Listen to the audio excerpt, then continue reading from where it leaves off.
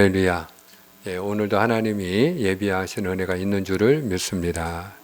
저는 오늘 이 시간에 나도 예수님의 것입니다 라는 제목으로 같이 은혜를 나누고자 합니다. 한번 따라합니다.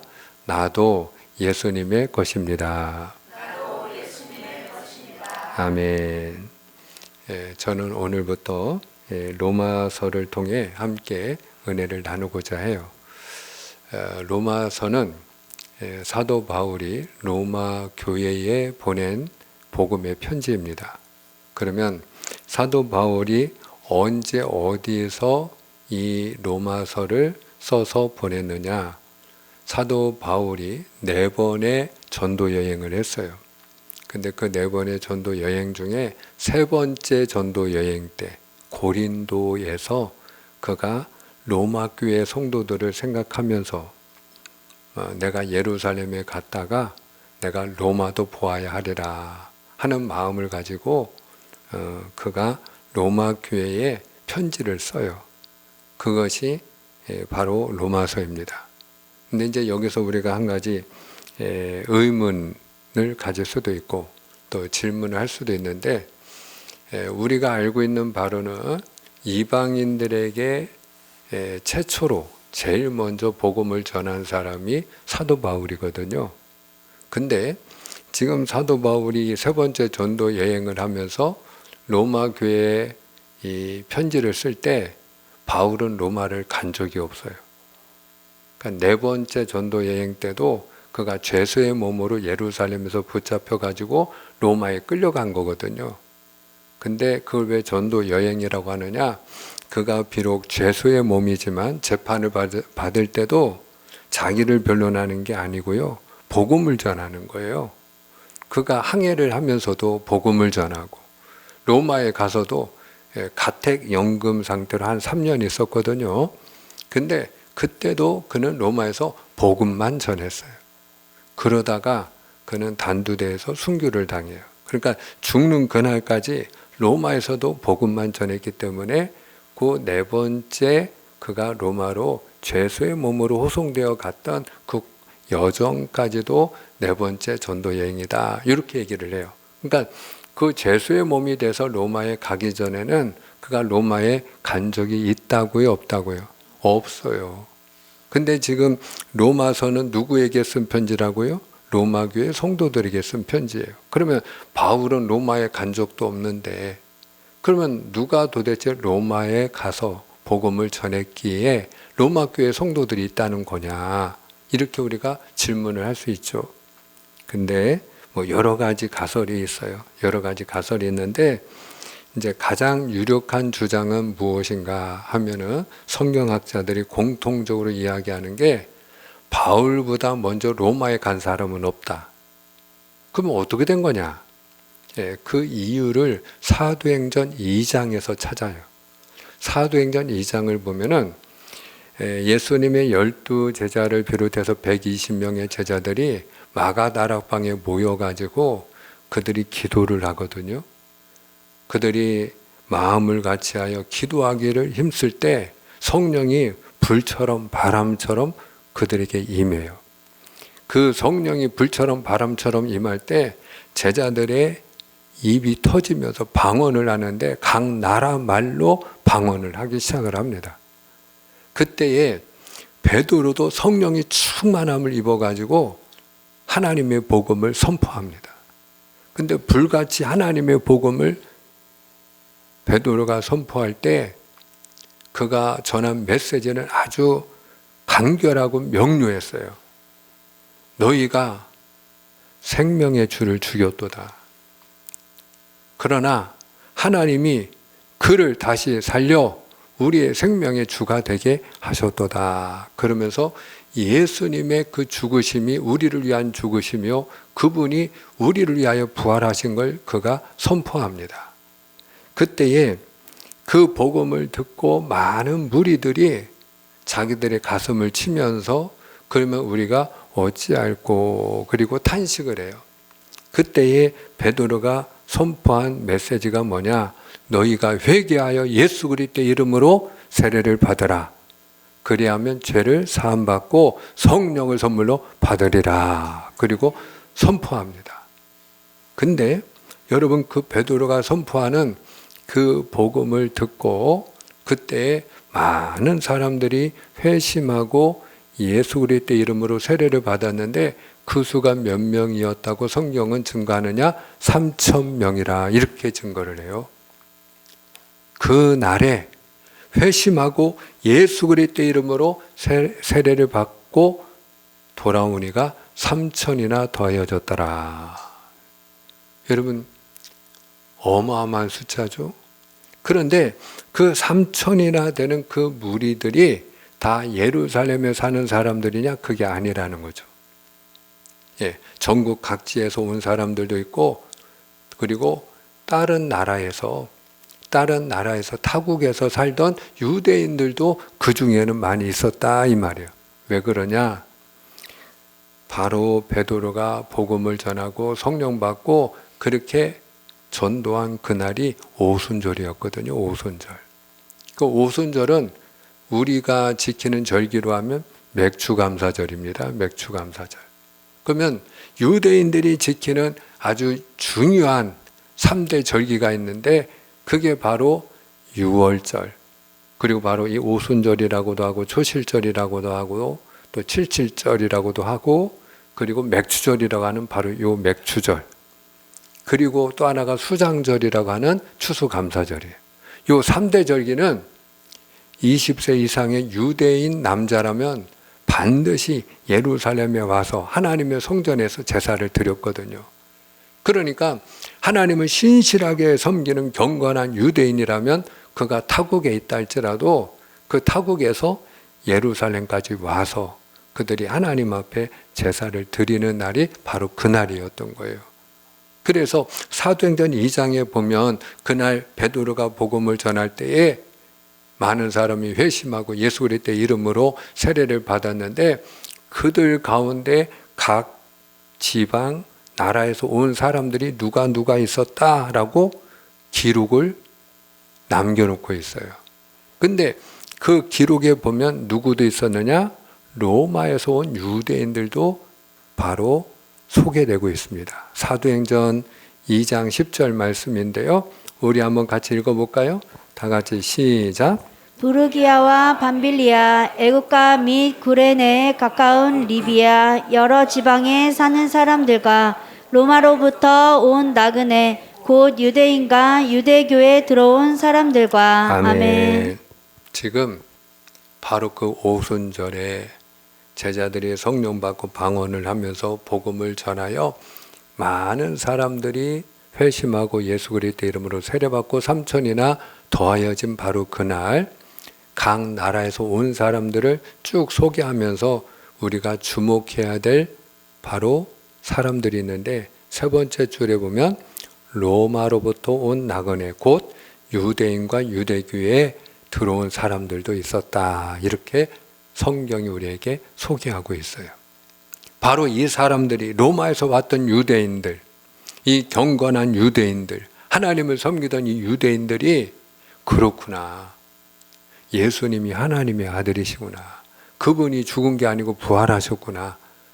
그리고는 그 예수님의 이름으로 세례를 받고 그들이 로마로 돌아가서 예수님의 이름으로 그들이 같이 예배를 드리고 그리고 함께 모여서 예배드린 그곳이 로마 교회가 되었던 거죠.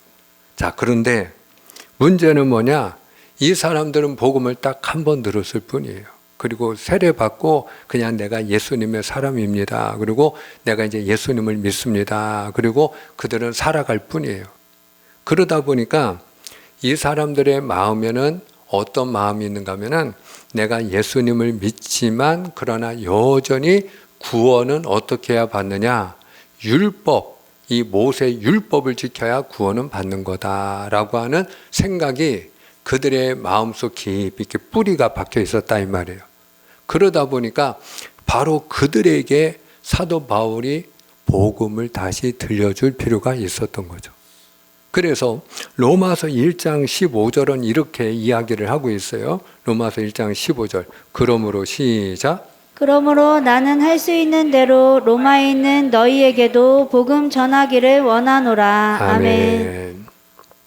여기 보니까 사도 바울이 로마에 있는 성도들에게 편지를 쓰면서 이 복음의 편지를 그들에게 전해주면서 뭐라고 얘기해? 할 수 있는 대로, 나는 할 수 있는 대로 로마에 있는 너희에게도 복음 전하기를 원하노라. 무슨 얘기예요? 너희가 복음을 다시 들어야 된다는 거예요. 한번 따라 합시다. 복음을 다시 들어야 됩니다. 여러분, 로마서는요, 우리가 복음 중에 복음이라고 해요. 반지 가운데서도 다이아에 해당하는 것이 로마서다, 이렇게 이야기를 합니다. 사실 이 로마서가 너무너무 중요한데요. 그냥 제목 한번 띄워주시고요. 로마서가 너무너무 중요한데 우리 기독교 역사에서 많은 중요한 인물들이 대부분 이 로마서를 읽고 은혜를 받았고, 로마서를 읽다가 회심을 했고, 로마서를 읽다가 도전을 받고 종교개혁을 했어요. 사도 바울 이후에 바울도 이제 교회를 대적하다가 회심하고 그야말로 자기의 삶을 온전히 하나님 앞에 드린 인물이었잖아요.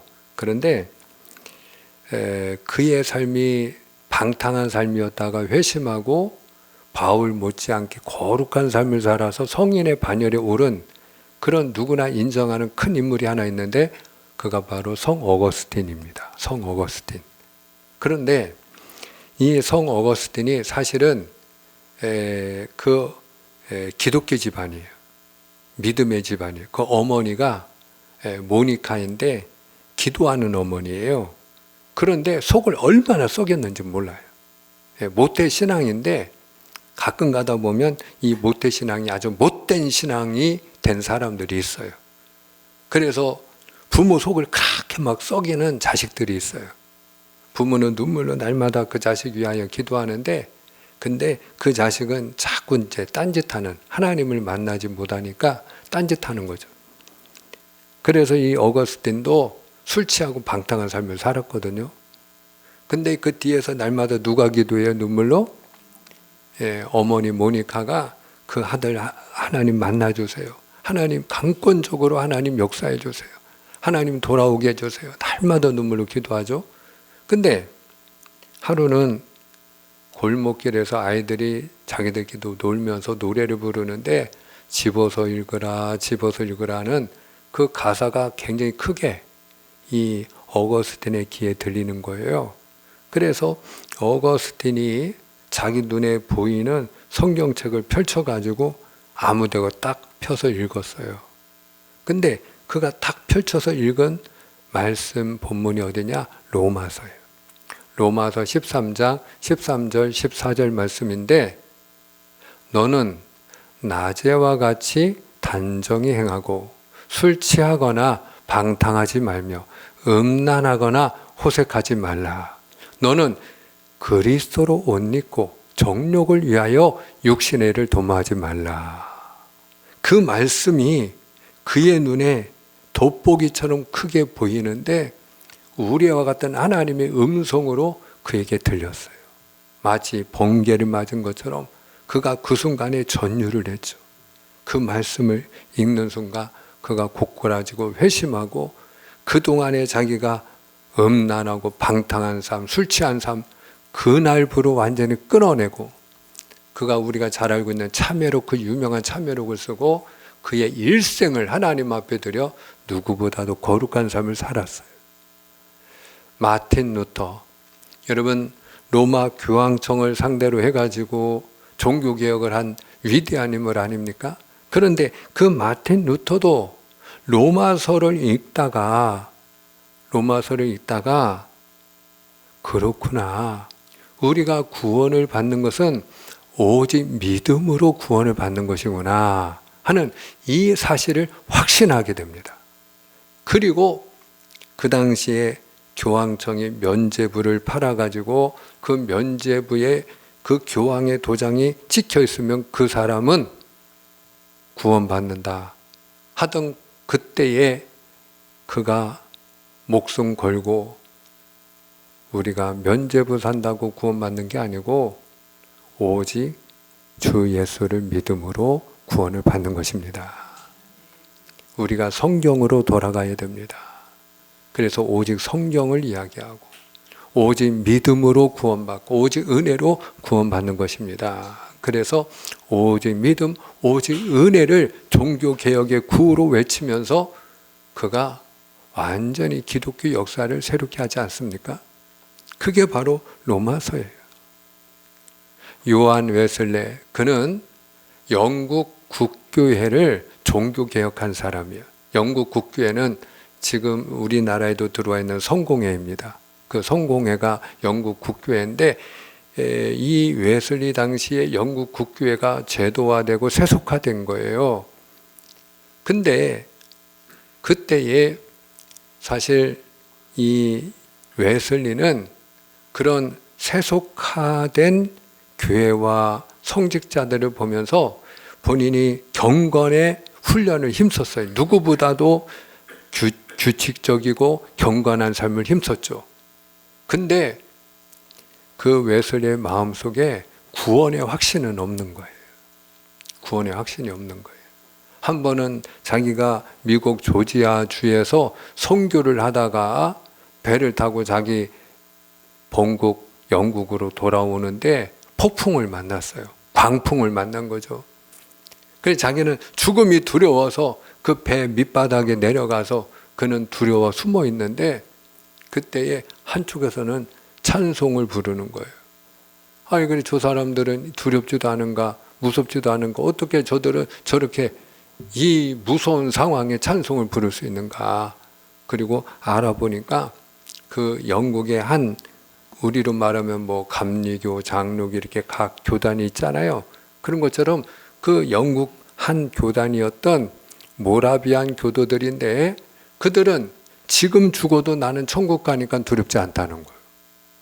그러면서 그 선상에서 찬송을 부르는 거예요. 그렇게 막 무서운 광풍이 불어닥치고 막 파도가 배 안으로 치고 물살이 들어오는데 그럼에도 불구하고 그런 사경을 헤매는 가운데서도 그들은 평온함을 가지고 하나님을 찬양하는 거예요.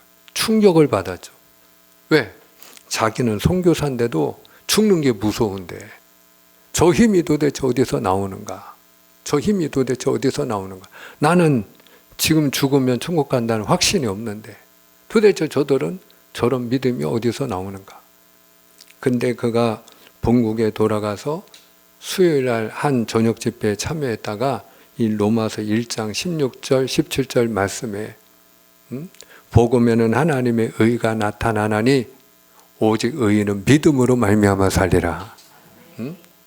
믿음으로 말미암아 살리라. 여러분, 믿음으로 구원받는다고 하는 이 복음을 듣고 그가 그때 눈물로 회심을 하고 그렇구나. 내가 내 노력으로 내가 훈련받고 내가 경건을 힘쓰므로 내가 구원받으려고 했는데 나의 노력으로 구원받는 게 아니고 오직 믿음으로 하나님의 은혜로 구원을 받는구나. 이거를 로마서를 통해 그가 깨닫게 됩니다. 그리고 그가 영국 국교회를 종교개혁하고 그리고 영국을 중심으로 영적 부흥운동을 일으키는 그런 대전도자가 되고 우리 감리교의 창시자가 되기도 했지요.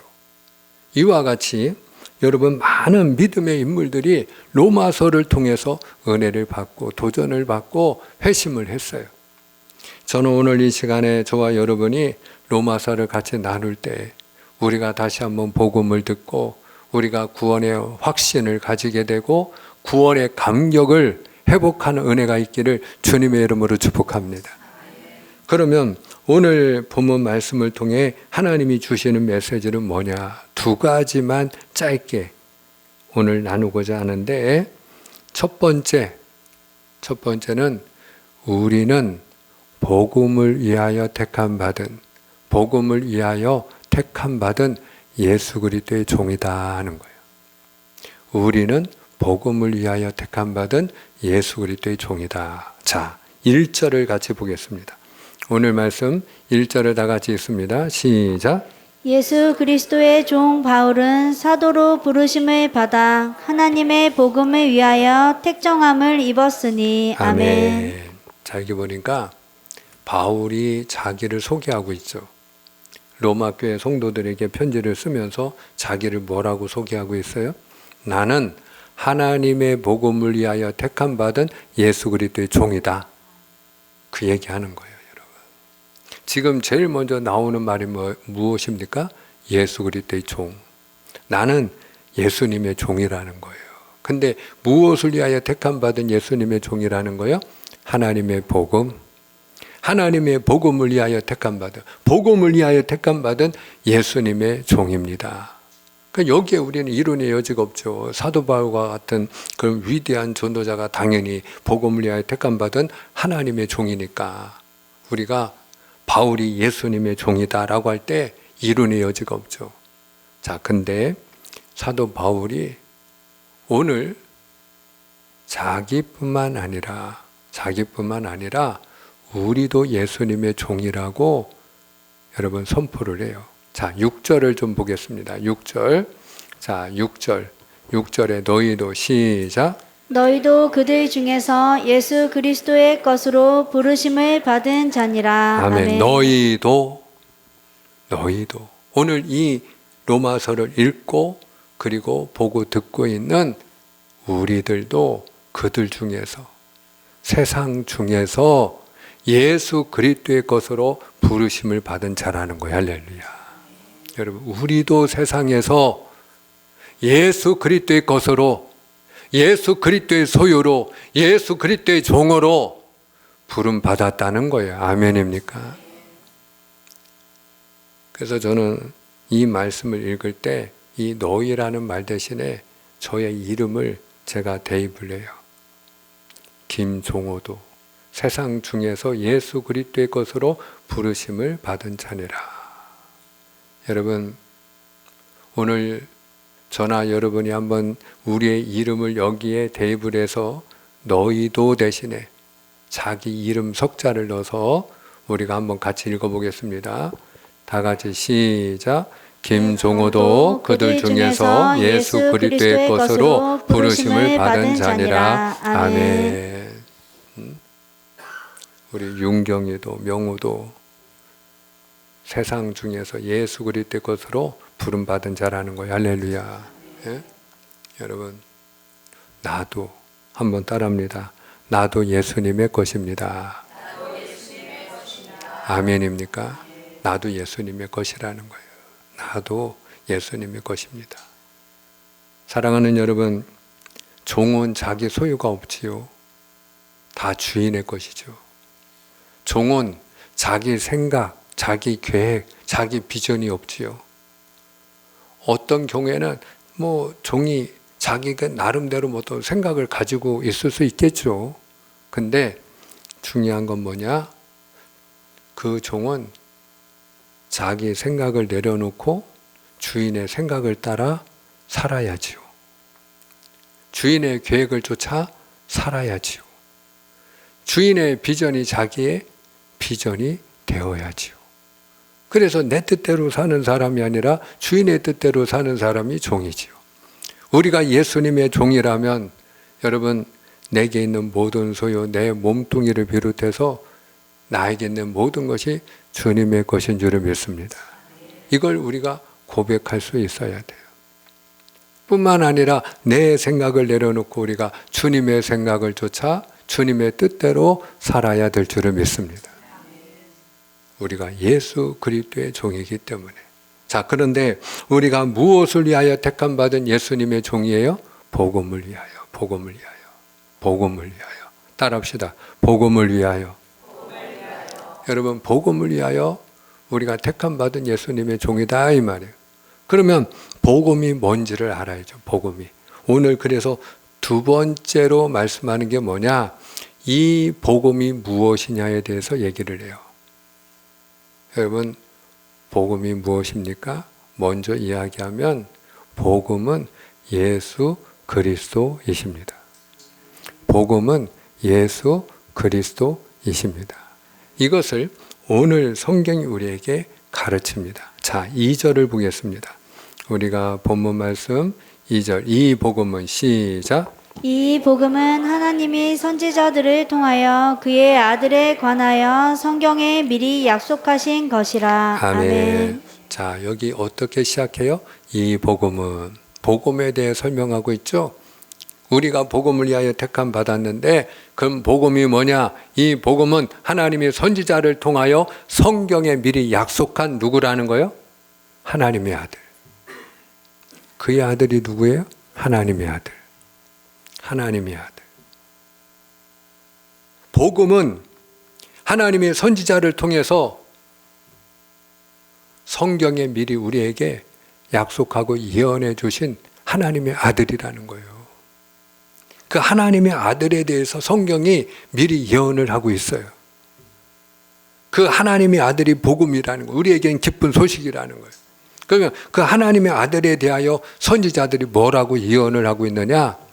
이사야 선지자는 하나님의 아들이 처녀의 몸에서 잉태하여 태어나실 걸 예언하고 있어요. 미가 선지자는 하나님의 아들이 베들레헴에서 태어날 걸 예언하고 있어요. 스가랴 선지자는 하나님의 아들이 어린 나귀 새끼를 타고 예루살렘에 들어가실 것을 예언하고 있어요. 한 걸음 더 나아가서 하나님의 아들이 고난 받으실 것을 예언하면서 고난 받는 이유까지도 이사야 선지자를 통하여 우리에게 미리 예언해 주셨어요. 우리는 양 같아서 그릇 행하여 각기 제 길로 갔거늘 여호와께서는 우리 무리의 죄악을 그에게, 하나님의 아들에게 담당시키셨도다. 하나님의 아들이 우리 죄를 짊어지고 죽으신다는 거예요. 그럼 그 하나님의 아들이 누구냐? 계속해서 이야기합니다. 3절입니다. 3절과 4절. 제가 3절, 여러분이 4절입니다. 그의 아들에 관하여 말하면, 하나님의 아들에 관해서 말하면 육신으로는 다윗의 혈통에서 나셨고 성결의 영으로는 죽은 자들 가운데서 부활하사 능력으로 하나님의 아들로 선포되셨으니 곧 우리 주 예수 그리스도시니라. 아멘. 아멘. 여러분, 그 하나님의 아들에 관하여 말하면 육신으로는 다윗의 자손이요 성결의 영, 성령으로는 죽은 자 가운데서 부활하신, 그래야 하나님의 아들 되심을 우리에게 선포하시고 입증하신 누구라는 거요? 예수 그리스도시니라. 그래서 여러분 2절을 보여주세요. 2절에 어떻게 시작해요? 이 복음은 설명하면서 중간 생략하고 결론 4절을 보여주세요. 결론이 뭐예요? 곧 누구예요? 이 복음은 곧 우리 주 예수 그리스도시니라. 아멘입니까? 복음이 누구라고요? 예수 그리스도. 복음은 예수 그리스도십니다. 복음이 예수 그리스도십니다. 이것을 우리에게 들려주는 그 말씀이 로마서예요. 앞으로 저와 여러분은 계속해서 이 복음에 대하여, 하나님의 아들에 관하여, 예수 그리스도에 관하여 함께 우리가 듣게 될 것입니다. 사랑하는 여러분, 오늘 말씀 우리에게 두 가지를 분명하게 선포합니다. 우리도 복음을 위하여 택함 받은 예수 그리스도의 종이라는 거예요. 그리고 그 복음은 예수 그리스도라는 것입니다. 그렇다고 한다면 여러분, 오늘 적어도 이 자리 안에 우리도 세상 중에서 예수 그리스도의 것으로 부름받은 예수 그리스도의 종이라면 저와 여러분은 하나님 앞에 갈 때 둘 중에 한 사람이 될 수밖에 없어요. 착하고 충성된 종이 되든지 악하고 게으른 종이 되든지. 우리는 이미 세상에서 하나님의 부름을 받은 예수님의 종이니까 예수님의 종이라는 이 사실은 변함이 없어요. 근데 같은 종이 아니더라고요. 여러분, 달란트 비유에 보면은 5달란트, 2달란트 받은 종은 착하고 충성된 종이었지만 1달란트 받은 종은 주인을 위하여 아무 일도 하지 않고 인색한 마음으로 땅에 묻어두었다가 다시 당신의 것이 여겼습니다. 주인을 위하여 아무 일도 하지 않은 악하고 게으른 종이었어요. 근데 그 악하고 게으른 종은 나중에 주인에게 쫓겨납니다. 가진 것도 빼앗기고 쫓겨납니다. 사랑하는 여러분, 오늘 저와 여러분이 복음을 위하여 택함받은 예수 그리스도의 종입니다. 복음은 예수 그리스도이십니다.